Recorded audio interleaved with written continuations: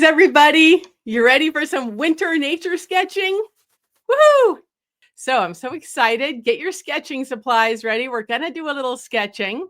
So yeah, we are doing some sketching and journaling in winter ideas. So gather your sketching materials. Just super simple. We're going to sketch at the end. So this is my example of a notebook that lies perfectly flat so that you can use it in the field. And of course, I always focus on field sketching techniques. And I try to keep things super simple. So in this picture, I just have a pen and a colored pencils, black and white charcoal that looks nice on toned paper, like I have here, to cut down on the glare of the sun. And I got a little one of these opaque white mini Posca pens for adding whites. So yeah, we'll do that at the end. So generally, what's today's plan? Well, we're gonna talk about the benefits. Of course, I'm preaching to the choir. I know all of you guys know the emotional and mental and physical benefits of getting outside, even if it's just a short time in our chilly fall and winter days. So you all know that. I'm going to give you some ideas for both outdoor and indoor activities when it's just so terrible outside you can't get outside, and how to prepare for that. Or maybe you've had surgery or you're laid up or you can't get outside. I've got several students that have that, and they do most of my sketching classes indoors.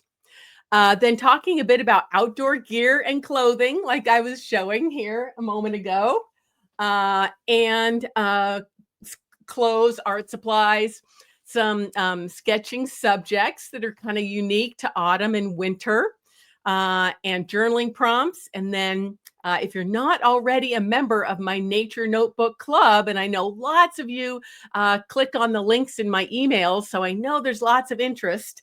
So I'm going to talk about that at the end. And even if you are already a member, like some of our live viewers here, like Jay and Nanette, and who else? Karen, both Karens. Yeah, a lot of my members here, that it'll just remind you of all the resources and benefits for being a member. And of course, it's Black Friday and Cyber Monday next week. And so my sale is going on through midnight Cyber Monday.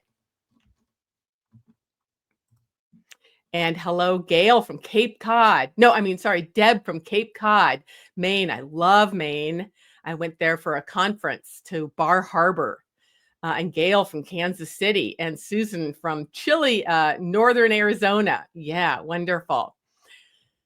Okay, hopefully you're getting your art supplies, and you can just listen to me do a very brief hello. Tell me in the chat box if you're new. Just say new. I'm always getting new audience members, so you may not have been following me for the last 7 years. I've been teaching online, over 250 live online classes like this.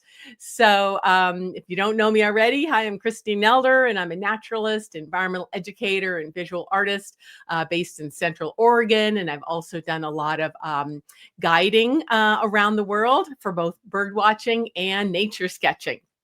So here's a picture of me way up north in the Arctic with a whale bone, and a picture, a little painting I did of puffins. So Barbara Carter says new. Great. Thank you so much for joining us. Yeah, so I love to travel. I've been to about 15 countries, and I love to travel in the winter. I've even been to Nome, Alaska in the winter time for the Christmas bird count and to teach a class. And I love teaching, of course, kids and adults.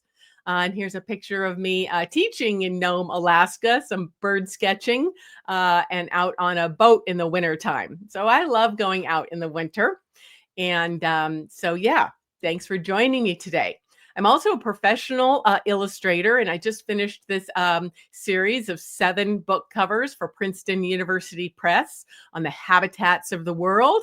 And I know some of you have those books. So I illustrated the habitats of the world first, and then they expanded these books because they were so popular to have one for each continent. So I did Africa and North America are available right now. Habitats of Europe comes out actually next week. And then next year is Australia and Asia. So yes, thank you. Margaret, you're new from Northwest Indiana. Great. Thank you so much for joining. Okay, so let's really get started with enough about me. So, just a reminder, you don't have to be young or athletic. You don't have to have a lot of time, money, talent, or supplies to get outdoors and have a nature sketching practice. And even in the wintertime. So, we're going to start with my recommendations for clothing and gear. And again, chime in the chat box. And at the end, I'll try to remember to invite people on screen if they want to show their sketches or ask any questions. But, it gets a little bit lonely teaching online. And so it really helps if I've got feedback and I feel like it's a live program. So go ahead and ask me. I can see the chat. So if you have any questions about what we're talking about in the slides, go ahead and put those in. This is really fun and friendly, and we've got a friendly audience here that's really supportive of each other. So yeah, if you have also any other recommendations, I'm not an expert, although I have been an artist my whole life and I love the outdoors. I scuba dive and I ski and everything else, horseback rides. So yeah, I love having your tips as well. So yeah, you might have lots of different weather. Here's a picture in the desert, which can get very cold. So you want to bundle up. You got to be ready for rain too, rain gear. Could be snowy as well. Could be super windy. So you want to keep your supplies really simple. And it could be foggy, misty, rainy, all of that stuff. So, these are tips for not only the winter time, but any time during the year where you might have inclement weather to deal with. But you still want to maintain a nature sketching practice because, just a little bit of sketching every day is so good for your mental health. Okay, and so, yeah, here's a picture of me with one of my students. So, yeah, you wanna be ready for rain, have your rain jackets and hats and umbrella maybe. You really want sunglasses because you can get a lot of glare in the summer, in the winter time, especially if it's snowy or if you're on like granite rocks that are really light and reflect. So you don't want to injure your eyes. I've actually permanently injured my eyes from my years of being a field biologist, and I actually had to have surgery to remove a pterygium. So those are scars on your eyes from too much sun. So it's really important to have high quality polarized glasses that cut down on the glare. Okay. And then it's nice to have fingerless gloves like the gloves that I was wearing a minute ago. And these are fun because you can actually there's a little flap so you can cover the tips of your fingers as well. But you want to be able to have flexibility in your fingers for drawing. And so here's some of my setup. I like to have, again, a waterproof hat and rain gear. And then my purse I use is this waterproof Patagonia bag. And then I like to also have waterproof covers. I've got some really fun, let me get rid of my face here. I've got some really fun pouches that are made by a company called Blue Q, which are waterproof and recycled. So they come in all these fun little patterns, like this Dia de los Muertos one. So it's good to keep your sketching supplies in waterproof pouches, or just a Ziploc bag, even gallon Ziploc bag. And if you're really brave and you want to get out in the snow and the ice, I love having these yak tracks. And again, tell me in the chat box if you have these things, if you have any questions about these things. So, one thing that really prevents me from getting out is when it's icy. I don't mind snow, I love fresh snow, but when it's icy, I get really kind of scared. And so, these yak tracks you put on your shoes, they really help with grip. And then, like the hat I had with the light on it, if you don't have that, it's nice to have a headlamp. So, the more you're prepared, the more you can enjoy your time outdoors. And again, winter days are really short. If you get outdoors and something happens and you're stuck out there after dark, super important for safety to have a light. You can also just use that light to kind of illuminate smaller things you might be drawing, like a little leaf or something. Yeah, Karen says yak tracks are really handy. And hand warmers. I've got lots of these, especially because I also volunteer at a horse rescue. And in the wintertime, it can be really cold. So I keep these in my car. And again, it's great to keep your sketching supplies in your car, at least a separate set of them. So you'll always be ready to go.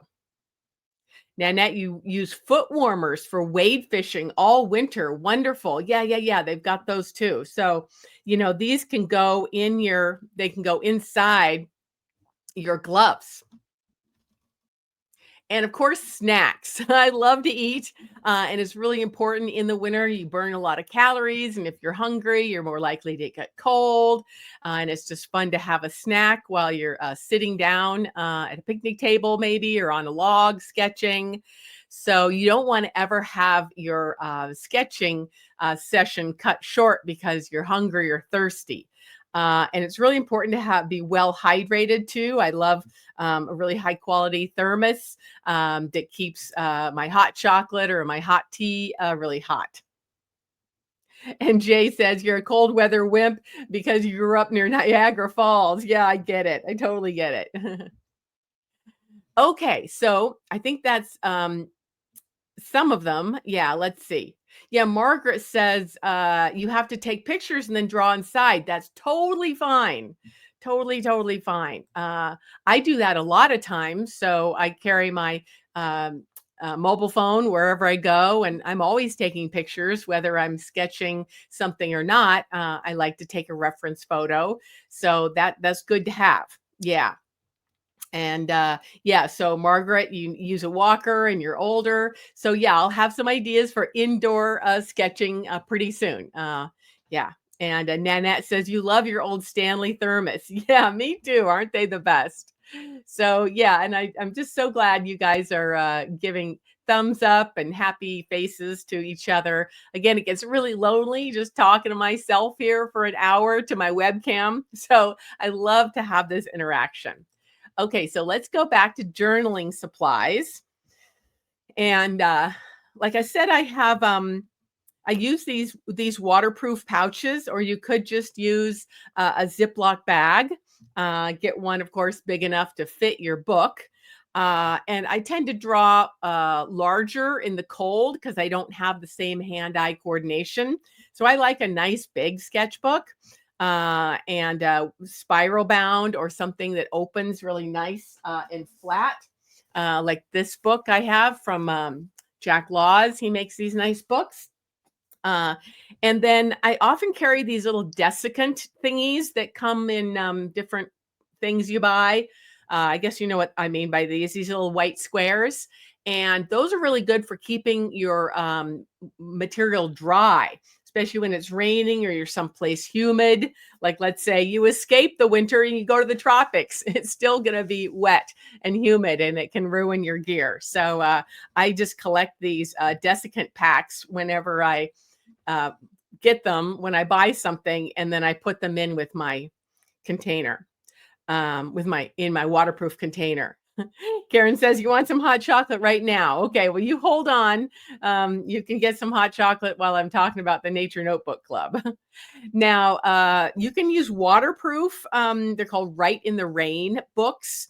I don't tend to like them so much. They have a really weird texture that makes them waterproof.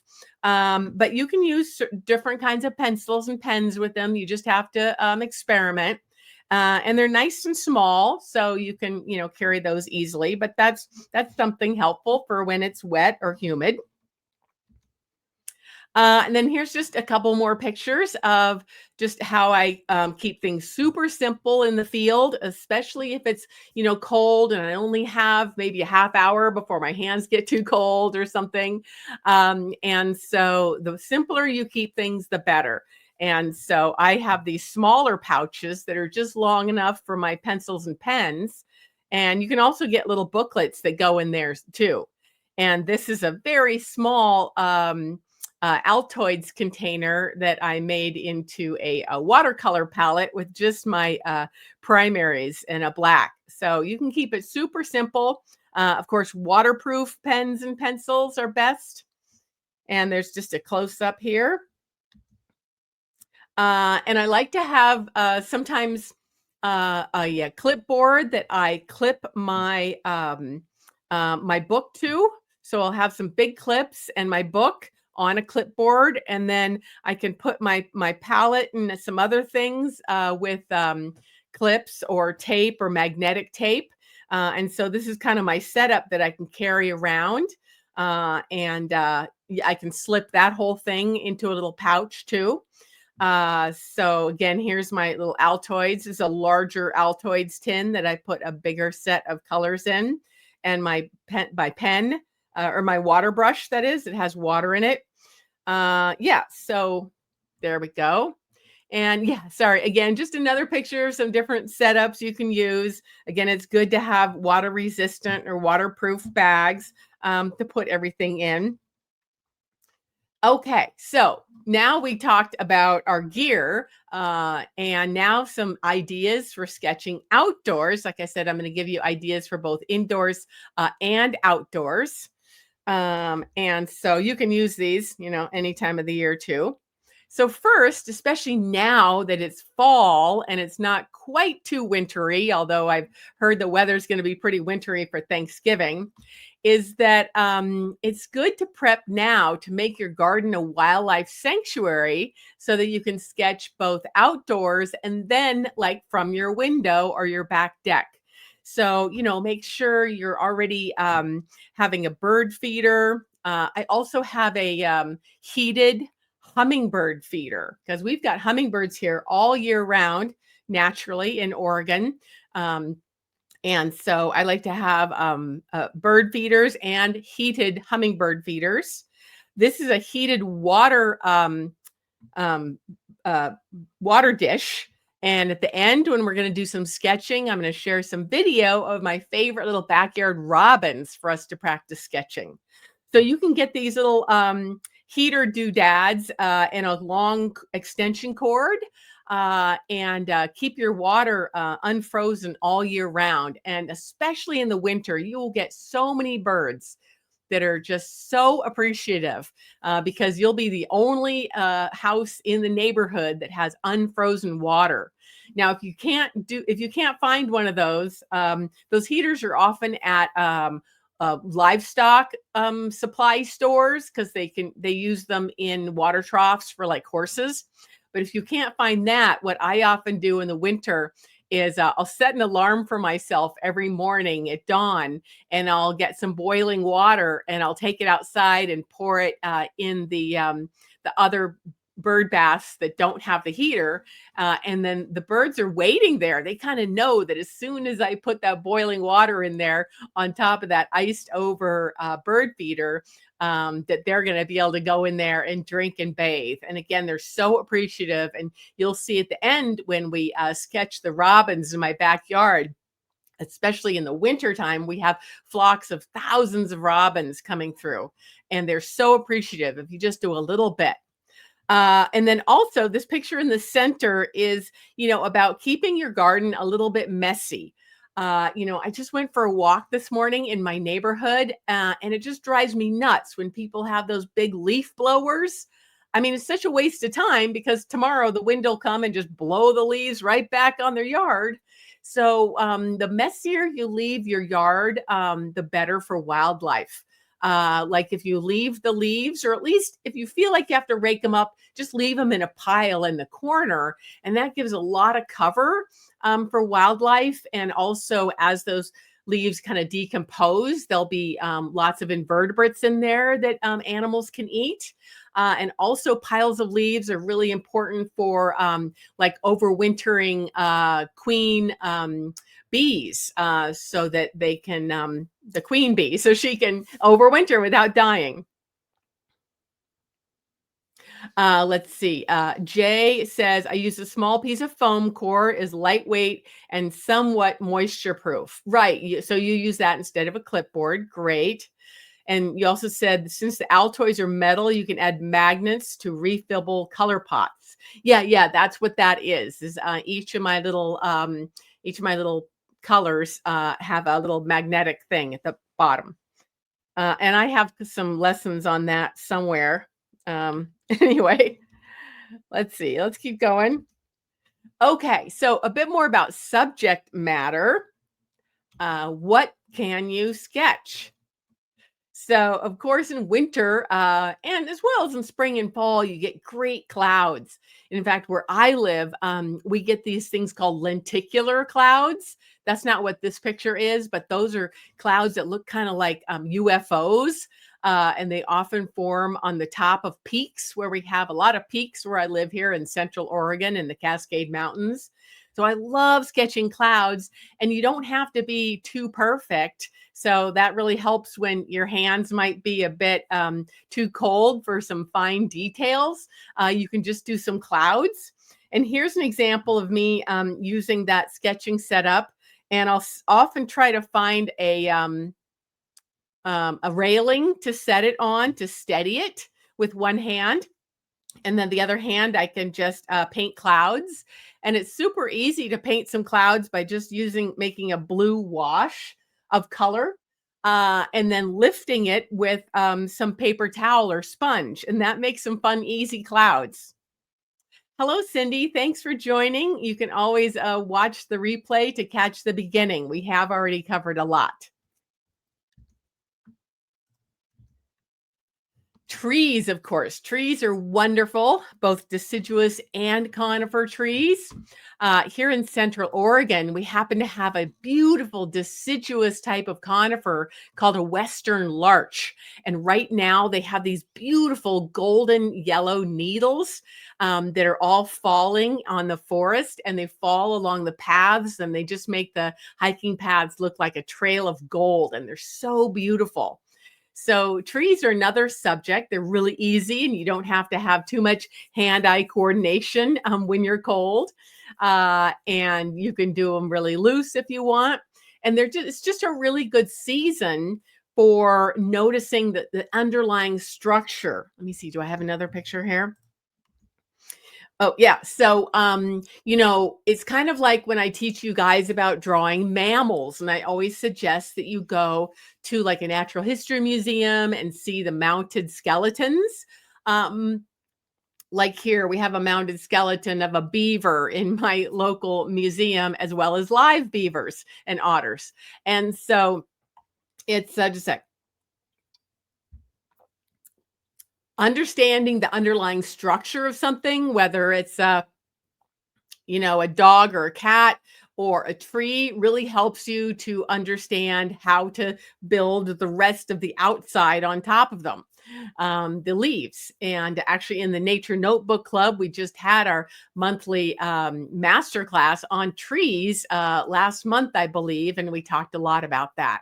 And so trees are really different. You'll have your straight conifers with just one trunk. You'll have your super beautiful branching what are this the oak trees that have this just beautiful branching, and willows and everything, other things. And another really fun thing to do in the winter that you can't do other times is looking closer, especially at shrubs, and you can look at their anatomy, because a lot of times you can't identify, of course, very well a tree or a shrub without its flowers and leaves, but there are ways to learn to identify winter twigs. And so you can just Google that. I Googled that and I got something, winter tree ID. And so that's, fall and winter is the only time where you can really see all those cool parts, and they really differ among different kinds of plants, and those are the things you need to look closely at. So it helps you to identify them. Yeah, and so trees come in so many different shapes. Here's a picture of me with an ancient olive tree in Italy that was over 1,000 years old. And here's me well, my birthday. I went to the sequoias, and of course, they're tall and straight. So trees are just a wonderful subject, whether they have their leaves on them or not. And this time of year, depending on your latitude and elevation, there could still be some leaves. Here I did a quick drawing of my maple tree in different season, and some of you may still have fall color if you're watching this in November. Here yeah, we still have a few things. We still have a few, our oaks and maples, and yeah. And then, you can keep it super simple, like in this drawing here. You don't have to make a botanical illustration. You just do one simple watercolor wash and call it a day. And yeah, here's just another example of some of my materials and just how I just do really simple outlines. And yeah, leaves are so fun. And even if they've fallen from the trees already, you can still collect them and draw from them. And another thing is, when the trees have lost their leaves, it's easier to see things like witches' brooms and mistletoe. We've got some different, really interesting kinds of leafy and leafless mistletoes, especially on our oaks and our junipers. And also, winter, once you lose the leaves, it's easy to find squirrel nests and other kinds of nests. Like I also saw a paper wasp nest the other day. But so without the leaves, it's easier to find both nests as well as the critters that live in them, like squirrels. And this is a European squirrel, but here we've got the gray tree squirrels, and they're so cute to watch. Every day I go for a hike in my neighborhood, and they're chasing each other around and around and around and around the tree, and it's super cute. And in our area, we also have ground squirrels, like this beautiful golden mantled ground squirrel. And so in this case, I took a lot of photos of him and then did this more final painting of him later. Okay. Another thing you can do is, of course, go to the ocean if you live nearby. Next month, I'm going to be going out to the coast to visit a really good friend in Bandon. And so I can't wait to see the beach because I haven't been to the beach for a while.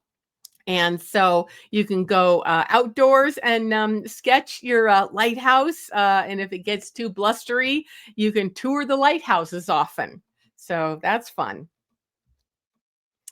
And of course, if it's snowy or muddy, you can see prints. And it's really fun to study prints or tracks of animals and learn how to identify them. A lot of them are really easy, like possums are really obvious. Deer, the differences between the cat family and the dog family are really interesting. So those are fun to sketch as well. And here's some deer prints and a deer. So, in the winter time or the fall right now, in the winter, a lot of animals are migrating, like deer are coming down from the higher elevations. They might even come into your own backyard if you live in a kind of rural town like I do. We've got lots and lots of deer. So, fall and winter is a wonderful time to draw deer and also to see the males growing their beautiful antlers. And a lot of times they're a little bit sidetracked with kind of thinking about mating, so they're not really noticing you as much. And then, of course, weather. We did talk about clouds a bit, but many people in North America got to see the Northern Lights last month, or what was it, like a week ago? I think time flies. And I asked everybody in my newsletter the other day if you'd seen any northern lights, and nobody got back to me. So maybe you did, maybe you didn't. But here in Oregon, we were totally socked in with clouds, and I was so bummed. But a couple years ago, when we had the northern lights that were visible from Oregon, I went out into the desert about 10 miles east of here, and I just got a beautiful light show. So tell me in the chat box if any of you guys got to see the northern lights we had last week. And then, of course, with rain and thunderstorms, there comes rainbows. And so those are really fun. Karen said it was too cloudy where you were. Yeah. All righty, another great subject to sketch if you're near a river or lake or the ocean are waterfowl. And a lot of waterfowl, as I was mentioning earlier about migration, a lot of species of waterfowl you only see in the winter because they're in migration. And here we've got species that just like to stay all winter on our Deschutes River, and also the sewage treatment ponds. That's a wonderful place to go. Every town has sewage treatment ponds, and they're not gross. They just look like a natural pond, and often there's a trail around them, like where I live. And if you can bring some binoculars, that's even better. But I really love sketching waterfowl in the winter, because again, some of those species only are here in the wintertime. Getting hot here. So tell me if you've ever seen or sketched waterfowl. So yeah, there's all kinds of cool ducks, and I have a whole workshop on sketching waterfowl in my bird sketching course. I'll mention that later. Margaret says you couldn't see them in town, but many friends took pictures. I watercolored some of them. Oh, great. I guess you're talking about the Northern Lights. Okay. And Karen, you said you have wintering waterfowl at the pond. Good. Jay says show at the end. What am I supposed to show? Tell me later what I'm supposed to show. Remind me, because I do have some links to show. Yeah. And Nanette loves to wander wetlands and ponds for the waterfowl. Yeah. So there's an example. We've got grebes here, and there's my little drawing. Again, I did that pretty quick on toned paper, which is so wonderful for not only cutting down on the glare from the water and the bright sun, but also for showing subjects that have white. So it's just so much more obvious and more fun to draw white animals on toned paper than it is on white paper. And Carolyn Berlin, you say you have lots of ponds in your neighborhood. Wonderful. Okay, another place you can go, again, if you live or visit the ocean in the wintertime, are docks. So this is a picture of a Monterey Bay. I used to live down in Monterey Bay. And sometimes you can get cover if it's windy or rainy on the dock or different structures that are near the water. And you can sketch things like sea lions or otters that are in the area. Yeah. And Karen DeFries says you have your area is famous for birding, especially gulls. Yeah. And I know you're a birder because you called them gulls and not seagulls. Very good. Okay. Now, of course, you can always escape to the tropics, like some people I know watching today.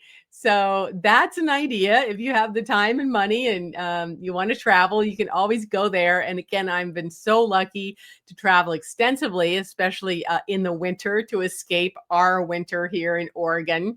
So I've been everywhere from Mexico to Peru. And so, yeah.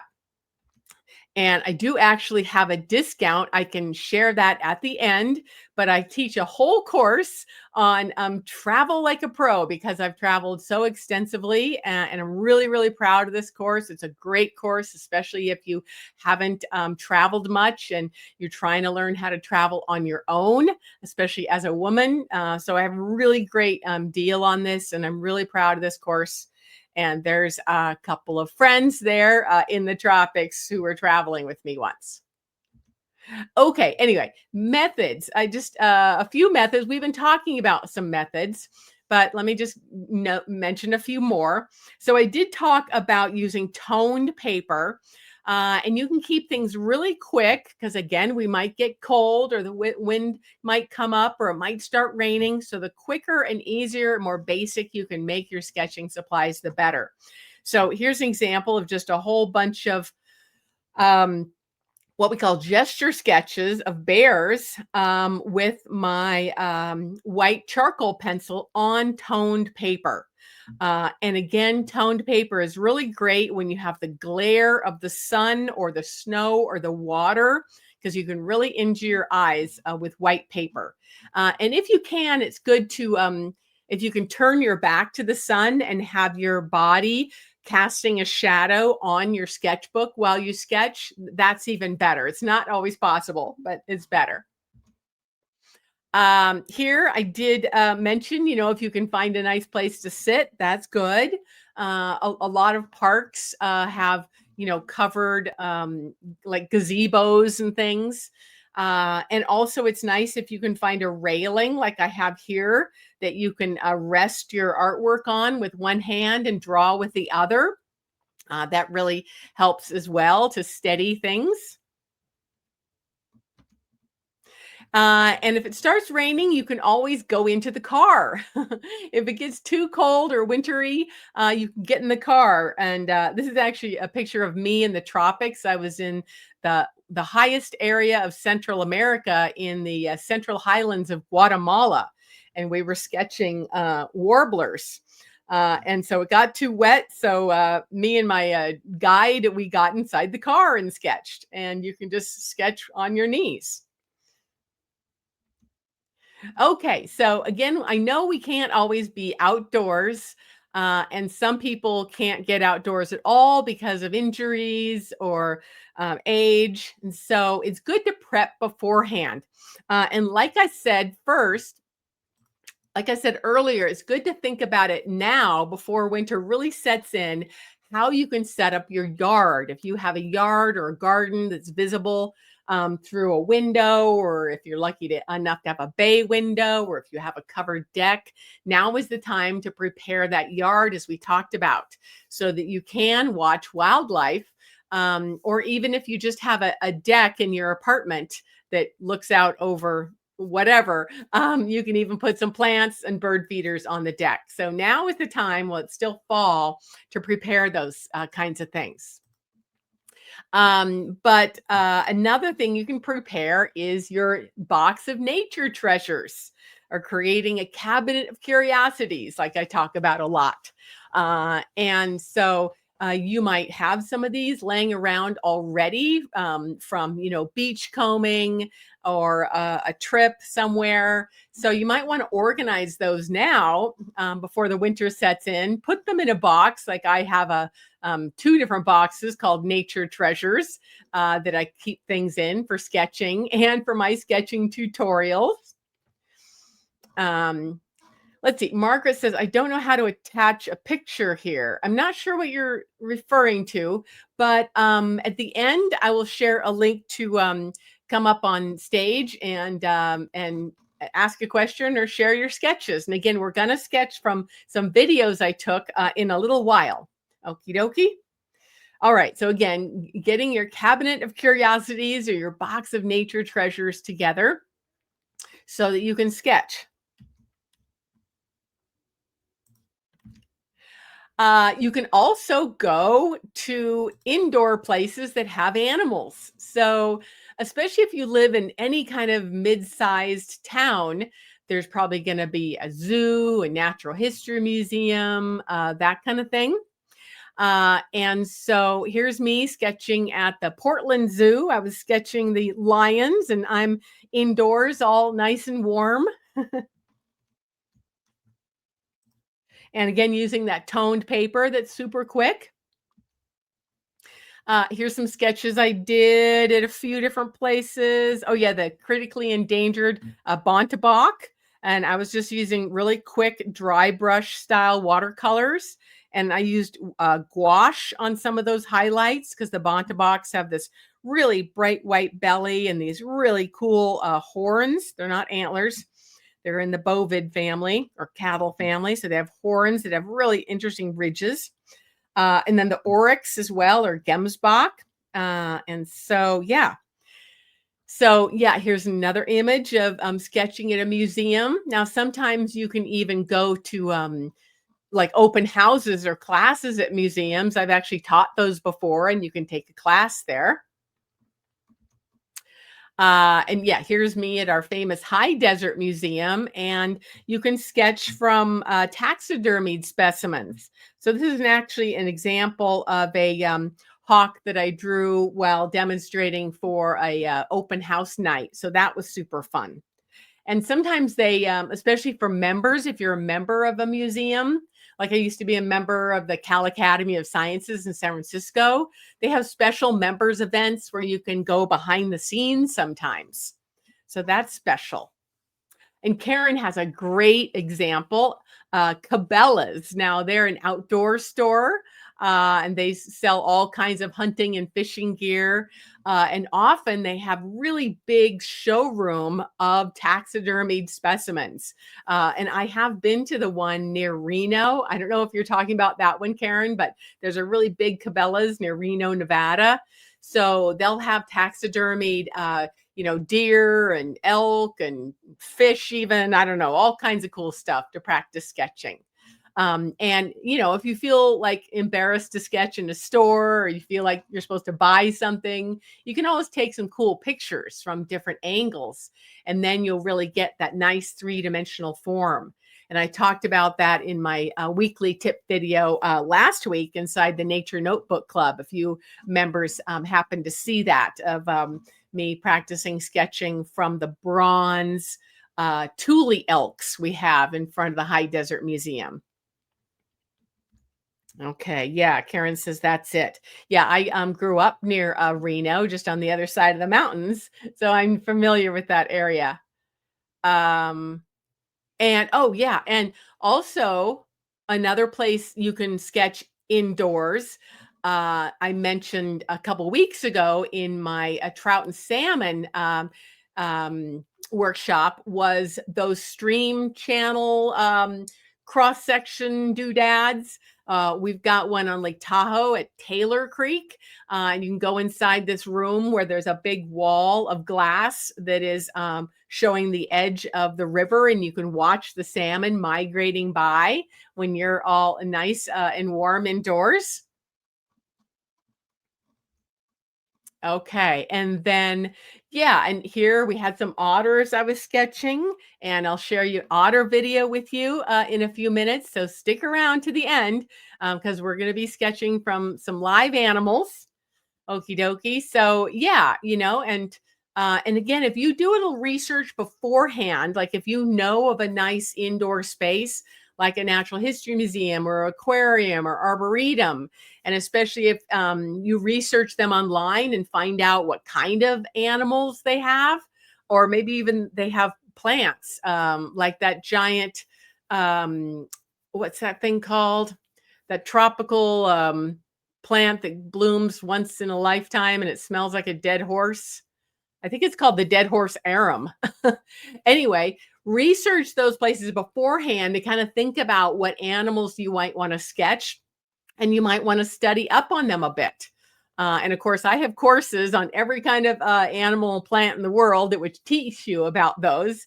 So the more you know about the anatomy and a behavior of an animal before you go out sketching it, like at a museum, the quicker and more accurate you'll be. Okay. And then, yeah, like I said, you can always set up bird feeders, bird baths, and hummingbird feeders, and you can just, do really quick sketches. And I always focus on the process and not the product. So don't judge yourself. Of course, it is good to have a guidebook to your local birds and binoculars if you can afford them. Here's a cardinal and a bunch of what were those? We had a bunch of cedar waxwings the other day come through. That was really fun. And of course, this is an East Coast cardinal, but there is fun to put little snow drops in your drawings. You can also do that with those opaque Posca pens. And again, like I said, you can do just really quick gesture sketching like we're going to do in a moment with my American robins in my backyard. So it doesn't matter what your sketches look like at the end. I want you to focus on the whole process. And as you're sketching something, you learn so much more about it, its field marks and its behavior and the difference between males and females and color patterns and such than you ever would just looking at it or taking a photo. So I really want you to take the emphasis off the final product and just put it on the process, and you'll enjoy yourself, especially in the winter when it's cold.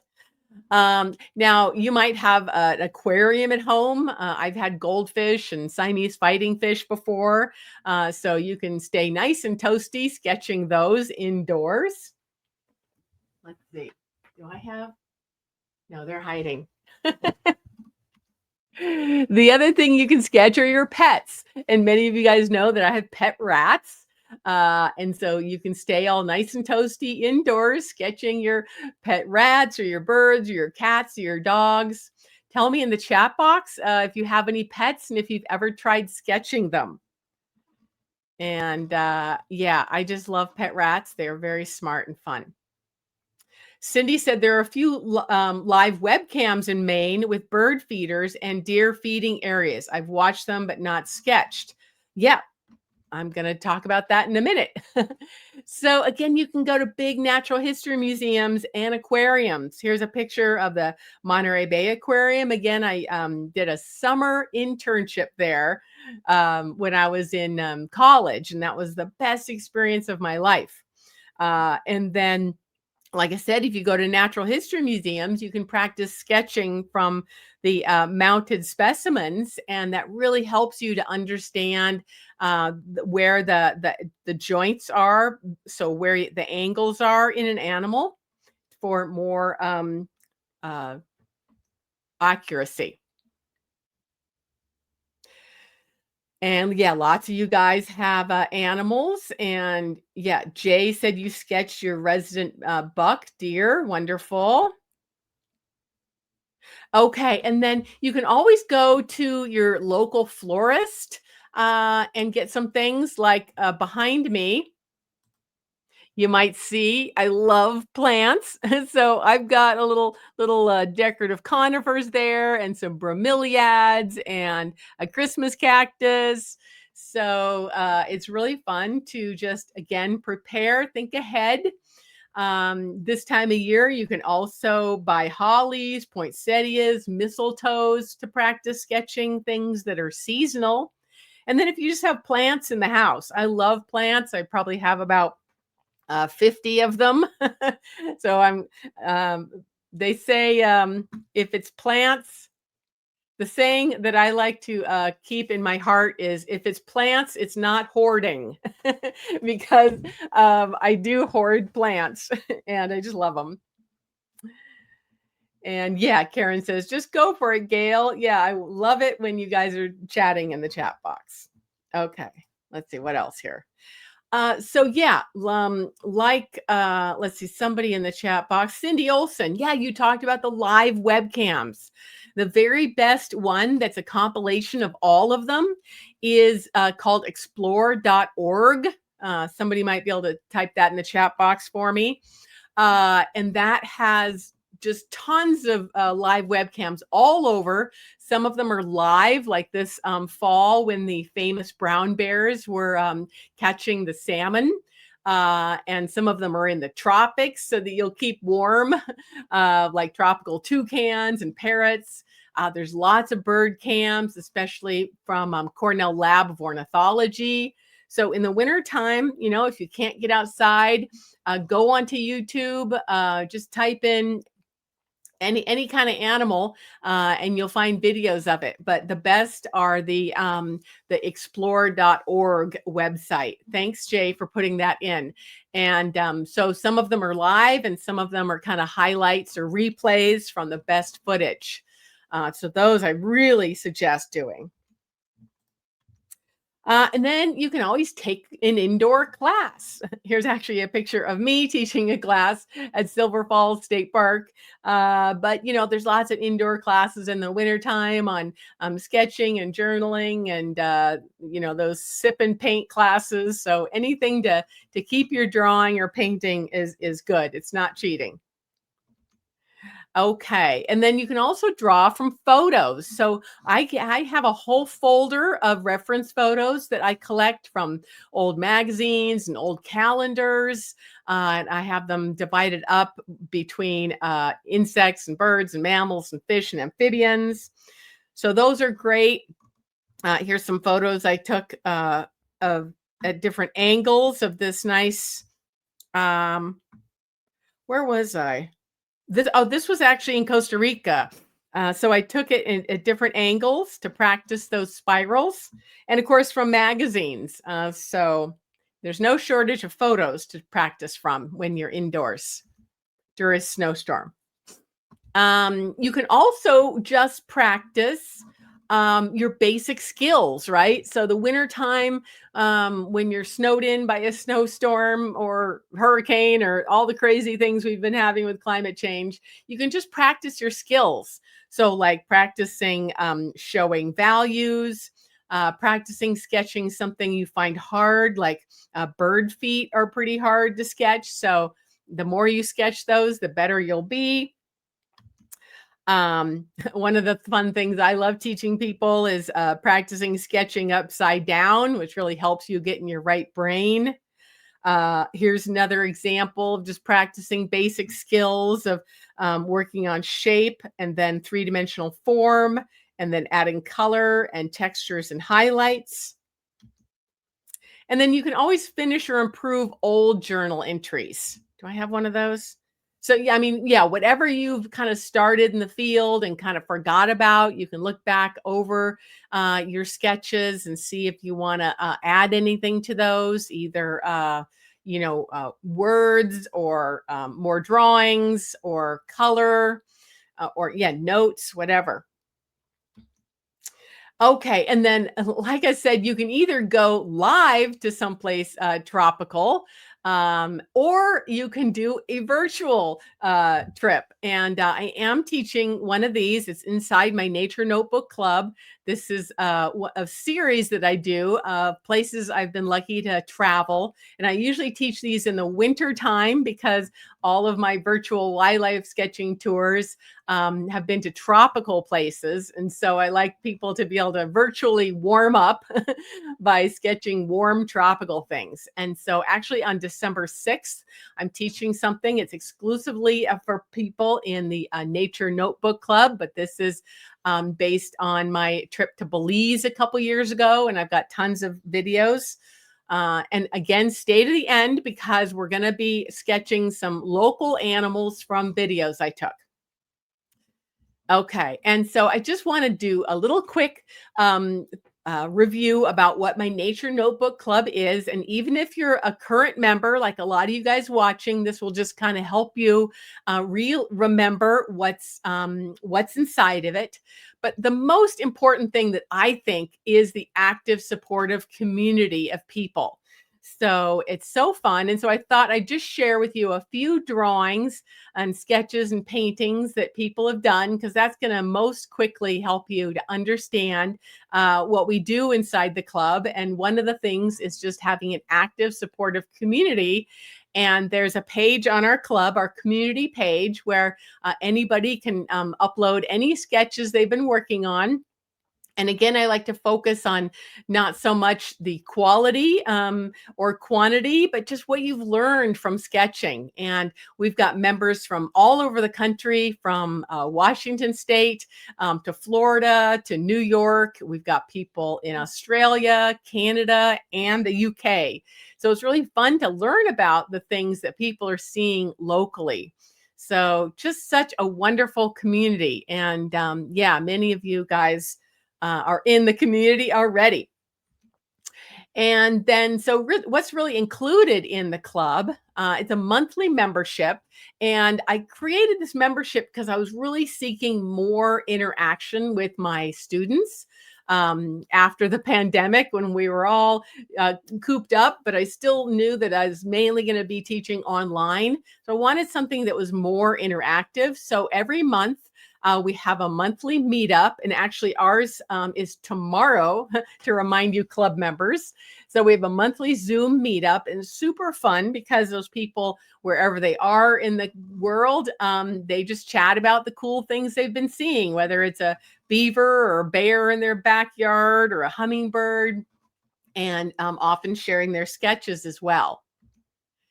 I do these weekly tip videos. And so that every month I upload 4 of those. So you'll have a quick, like 5-minute tip. And I film all these in the field. I've actually been filming these for like 6 years. So some of mine are from like 6 years ago, and some of them are from last week, but they're all quick videos that help you to learn or just to kind of think of different ideas you can do outdoors in case you're stuck. And then I have a library of tutorials. Now, I don't make this too extensive because I don't want to overwhelm people. It's not like one of my comprehensive courses. I try to keep things in bite-sized chunks of between 5 and 30 minutes. But these are tutorials. I've got my onboarding lessons, my core lessons, and then lessons specifically on field sketching and field painting and field journaling. But all of them I try to keep pretty short so I don't overwhelm you.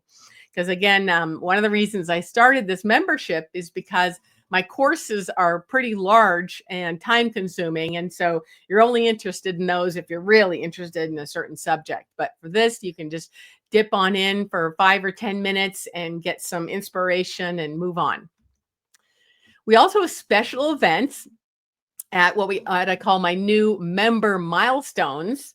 So, like when we reached 50 members in September, I did this really fun Spark Your Creativity Nature Journaling Challenge.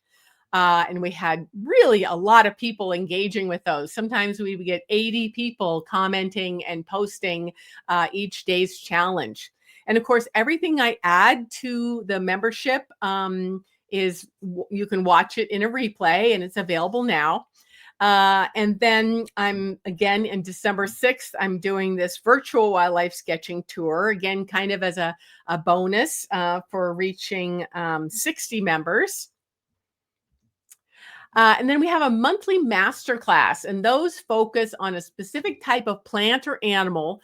So it's really learning about the biology and anatomy so that you can sketch them more realistically.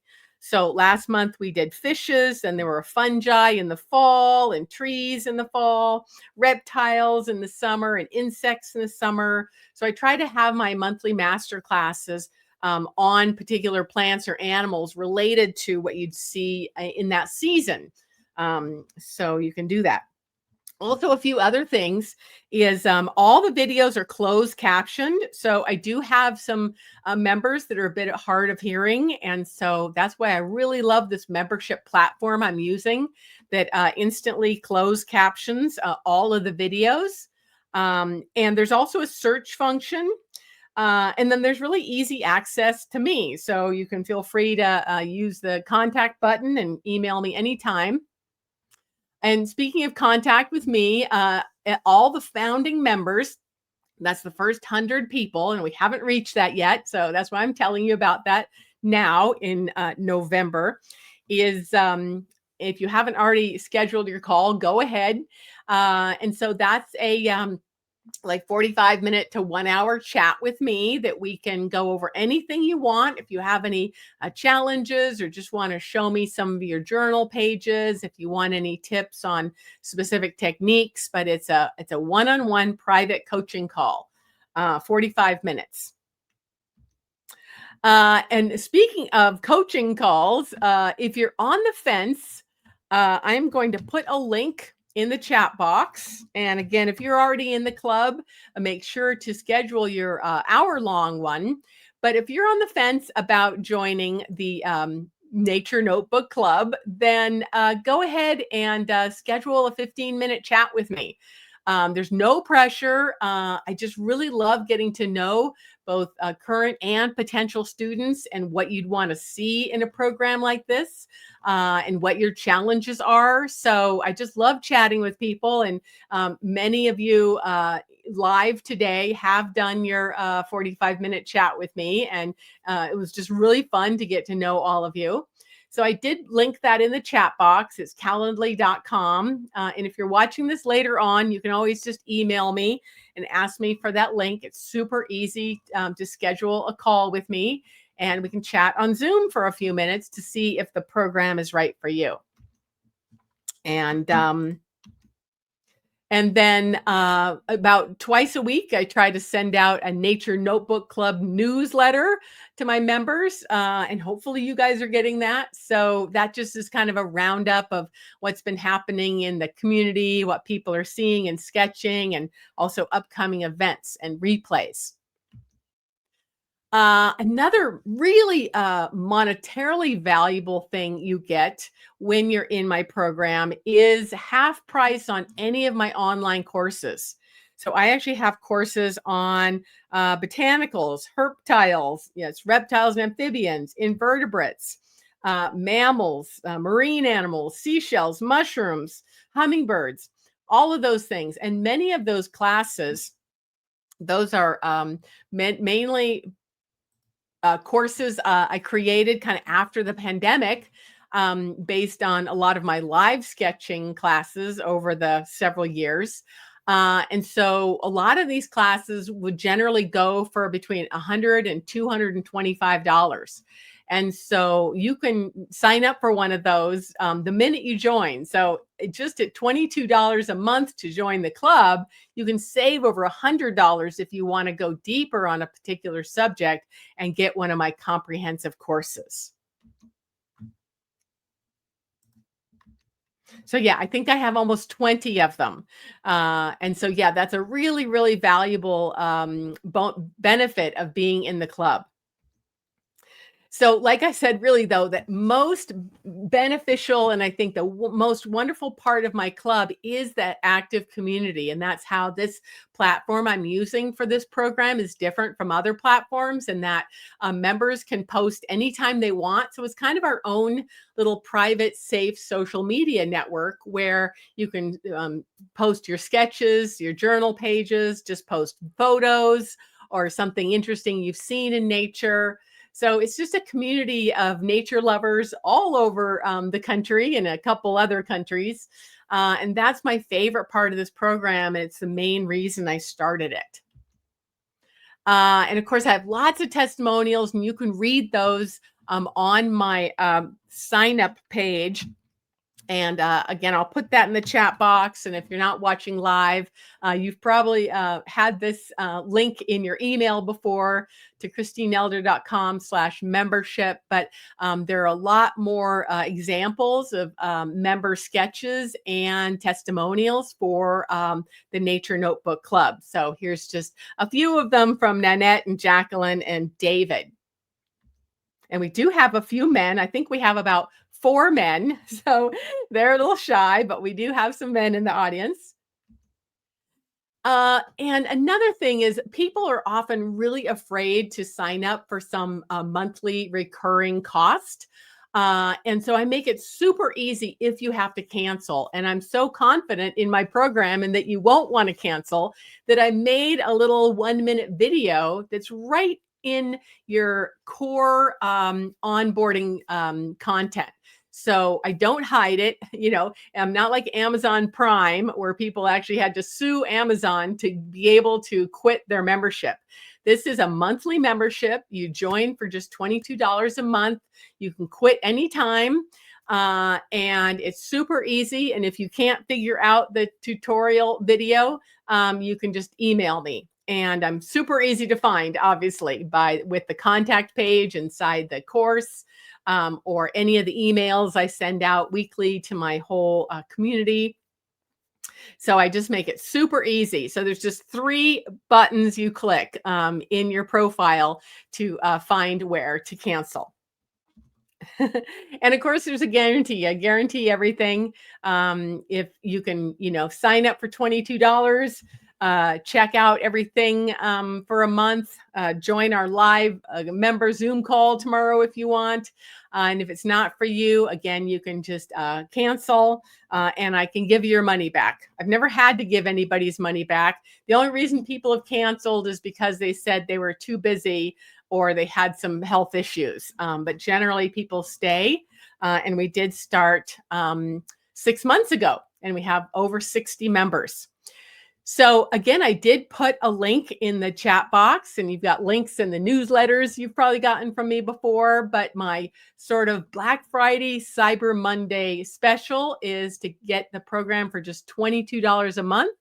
And on Tuesday, the day after Cyber Tuesday, it goes up to $27 a month for new members. So once you join and you get to lock in that founding member's price for as long as you stay. So anyway, we're going to go on to the sketching practice.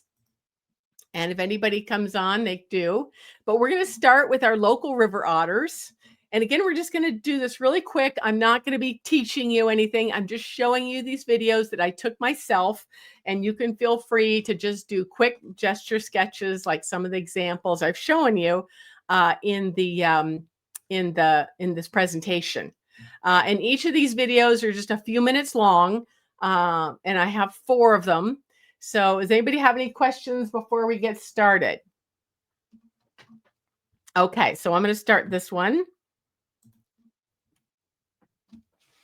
So these are local river otters. They're not ocean otters, river otters. We've got 3 of them.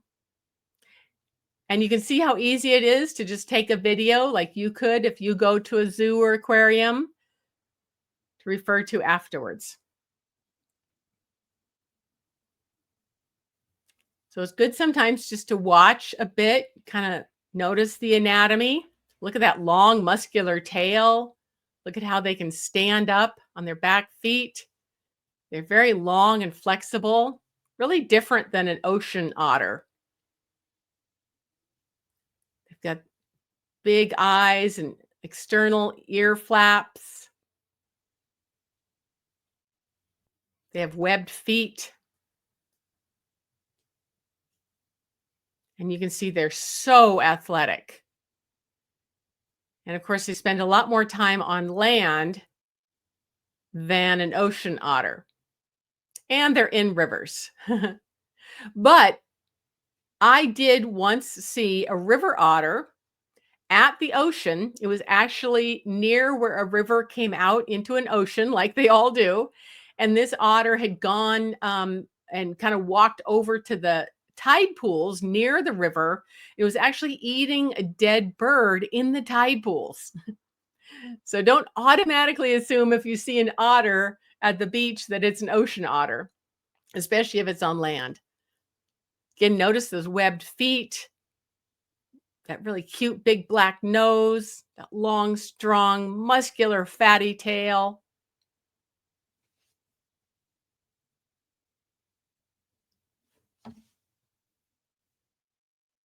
Kind of a humped back, but a very long, flexible vertebral column so that they can swim and dive and climb and jump. Sometimes they stand still, but not for long. There he is standing still. I think he's going to the bathroom.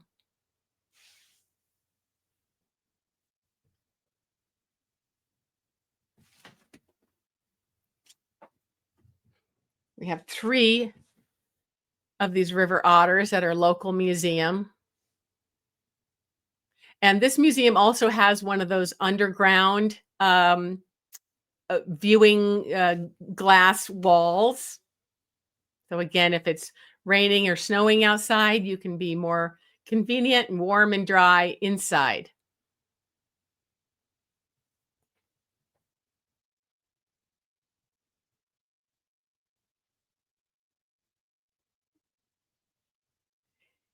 And I actually have a whole class on otter biology inside my Sketching Mammals of the World course, which again, all of my courses are half price if you're a member of the Nature Notebook Club.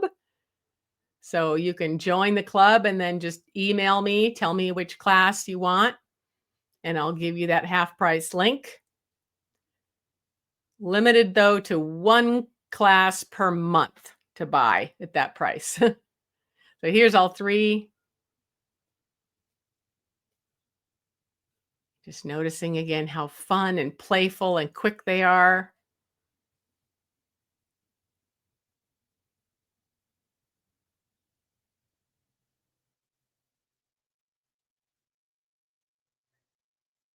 How inquisitive and smart they are. And of course, otters and beavers were almost hunted to extinction in the early 18th and 19th century here in North America and in Eurasia for their coats. But thankfully, they've gained lots of protections, and people nowadays, people usually only shoot them with a video camera.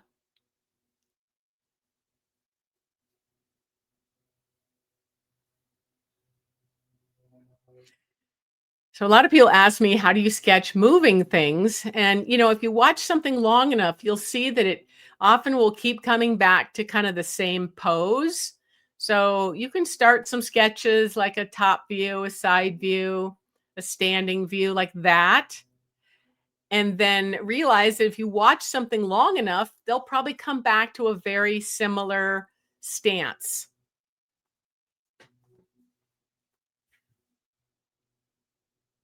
And you can just go back to that same sketch. So generally, I'll do a bunch of gesture sketches on one page of different viewpoints, and then I'll go back and keep working on each of those sketches as the animal comes back to that pose.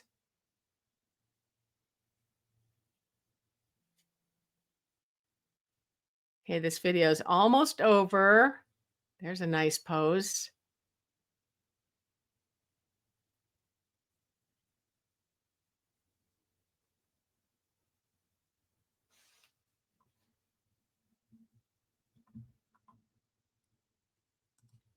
Okay, you get the idea. So how did you like that, watching the otters at the High Desert Museum? Okay, so now we're going to go to my backyard birds. And again, it's really helpful. You will get so many birds if you have a heated bird feeder in the wintertime.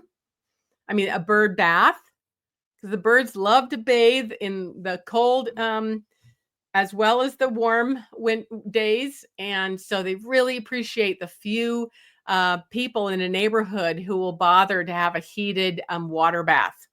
So let's sketch these American robins. And again, you're going to see them mainly in 2 poses, kind of looking left, looking right, and then maybe a front and a back view. Okay. Karen says, yep, they move fast.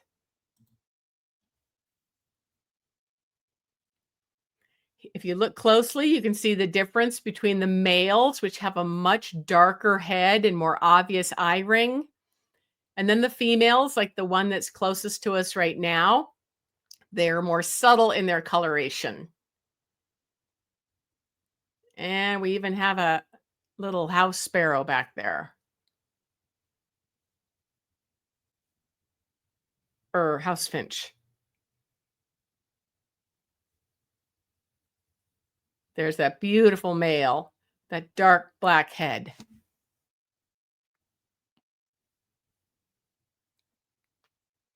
I hope you're sketching, so I'm going to invite you to come on screen and share your sketches.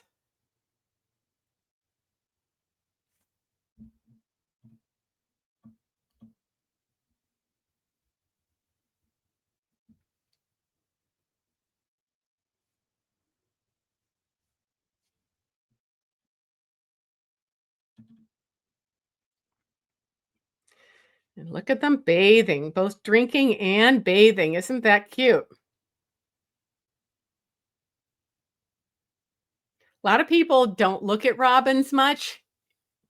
Things that are so common, we don't look at them. And if you close your eyes and thought of what a robin looks like, you might just think, oh, they've got a bright orange breast.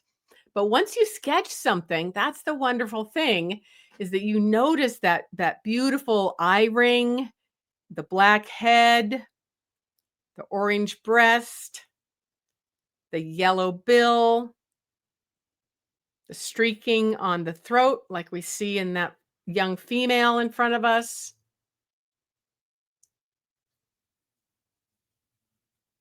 And these back views, the way the feathers, the secondaries, and everything overlaps.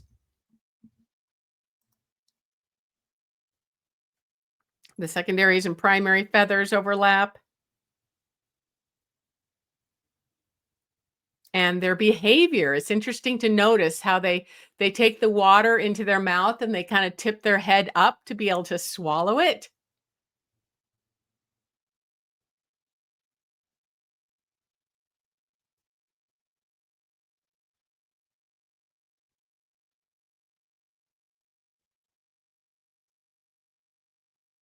So yeah, you can see just how thirsty they get in the wintertime.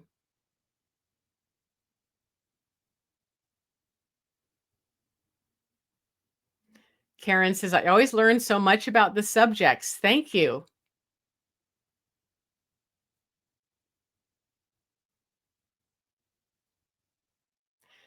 We've got just one more video after this.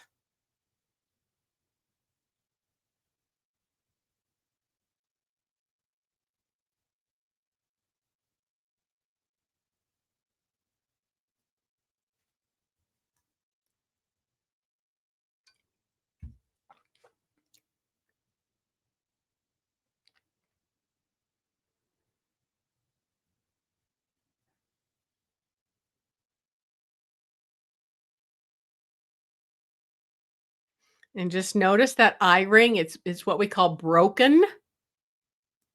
So noticing those field marks in a bird, that yellow bill with a black tip, the broken white eye ring, the dark blackish head in the male, and the gray back and wings. Of course, that beautiful orange breast, very similar to the European robin. And they have a white rump. You see when that female is dipping down, you see her rump under there where the legs meet the body.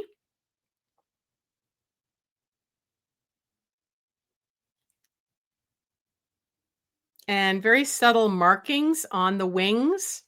A lot of birds like warblers have really obvious white bars on the various feathers of the wings, but these are very subtle.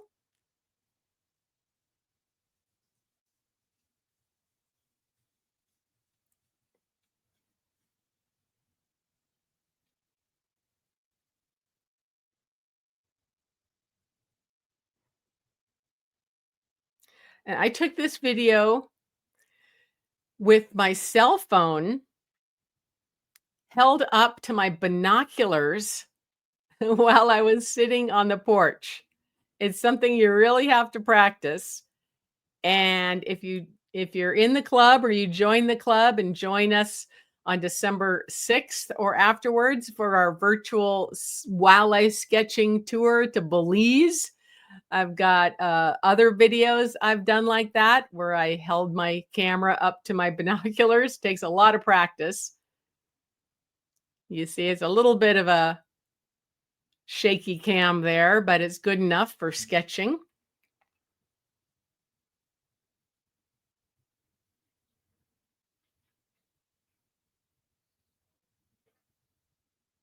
So again, if you notice, you really only needed to start a few sketches, a front view, a side view, and a back view, maybe a left and right view. Oh, those males are fighting. And so, behaviors you can either show with a sketch or you can, use words. Inside my nature notebook club, you get access to my nature journaling recipe page, which gives you lots of ideas of what to write, what to sketch, journaling prompts.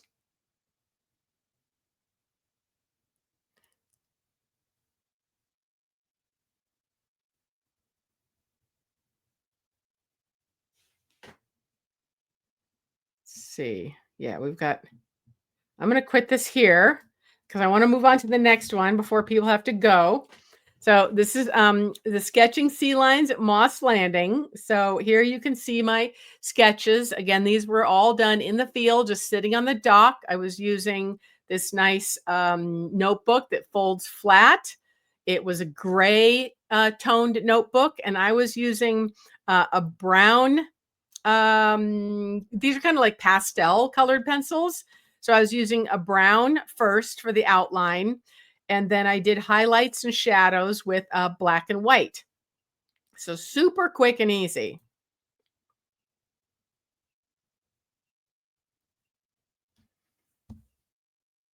Again, kind of shaky cam because these guys are farther away than the robins.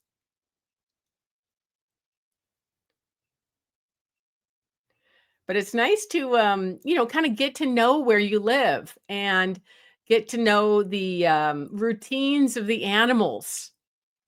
So if it's a kind of warm, calm day, even in the wintertime, the the sea lions will come up and laze around on the dock, and it'll be a lot easier for you to draw them because they're more still.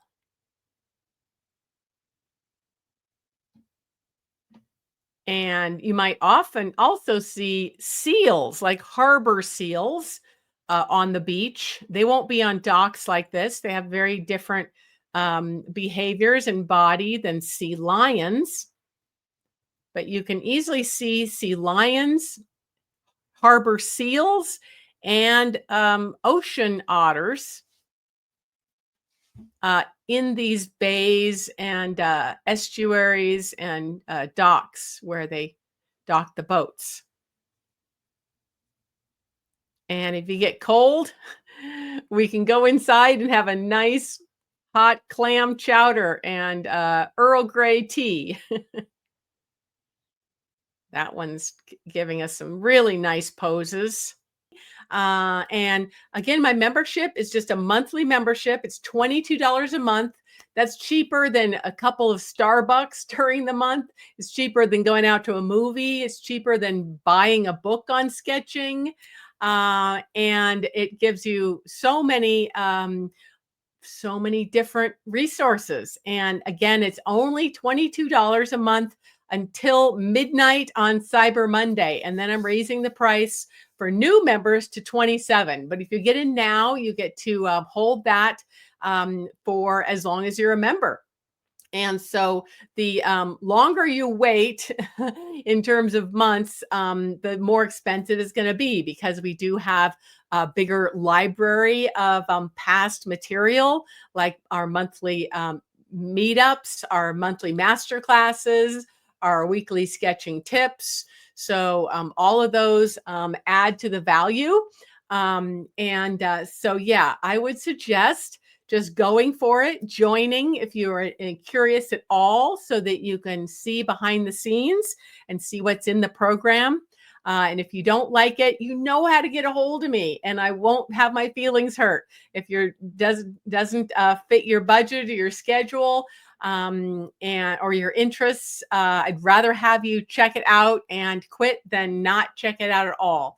It's a program I'm really proud of. It's the main thing I'm focusing on right now, especially for 2026, is building this membership.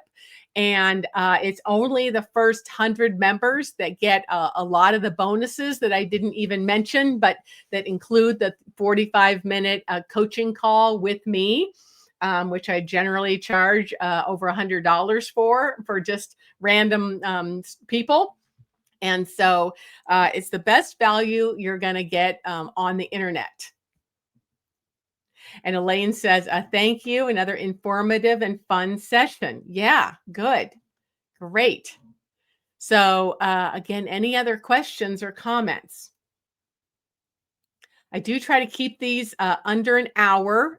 So we have gone over, but we were having fun sketching. Tell me in the chat box if you sketched. Maybe you're too shy to share it online like Jay did, or maybe you don't have the audio or video capability, but I'd love to know if you even tried. Remember, in my program, I don't focus on trying to make pretty art that you just hang on the walls. My focus is really inspiring you about noticing and appreciating the natural world and just the process of being outdoors, enjoying the mental and physical and spiritual benefits. And there are plenty of art teachers out there that teach fine art.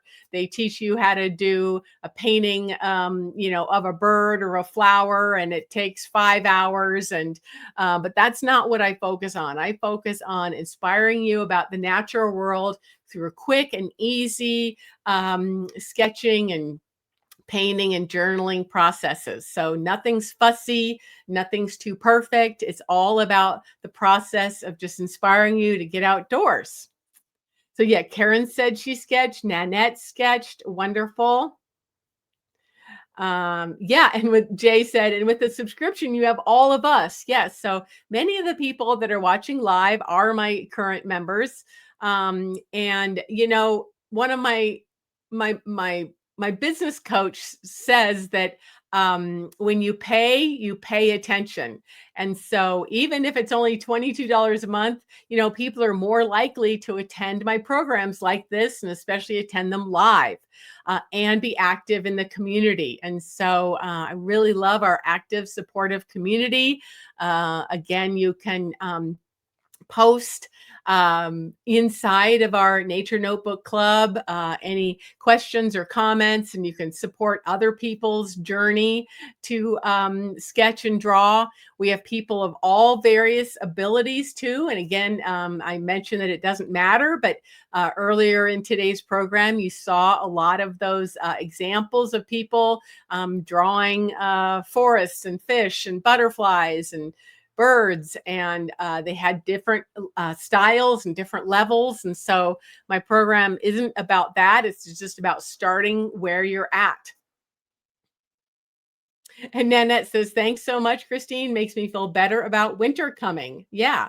And Elaine says you did a little of the otters and the robins. Wonderful. Good. Good. Okay, well, I'm going to get going. It's actually a bluebird day, as they call it here. So it's not quite wintry. It is chilly and icy in the morning, but right now it's gorgeous. So I think I am going to go outside and take a hike, and I'll probably bring my sketchbook with me. And so Jay says, see you tomorrow. Yeah. So for folks in my Nature Notebook Club, there's a link to the Zoom call where we'll have our fun member meetup. And we generally have like 5 to 10 people live. And of course, you can always join replays. But the one thing I really encourage people to try to do is join our live monthly meetup that I generally do the last Sunday of each month. And so that's when you really get to meet people. And I'm just so excited that people in the club have actually become colleagues and friends. And yeah, so Cindy says you're going to get outside now too before dark. Yeah, because you're on the East Coast. And Deb says, thank you. Wonderful. So again, I really encourage you to check out the Nature Notebook Club.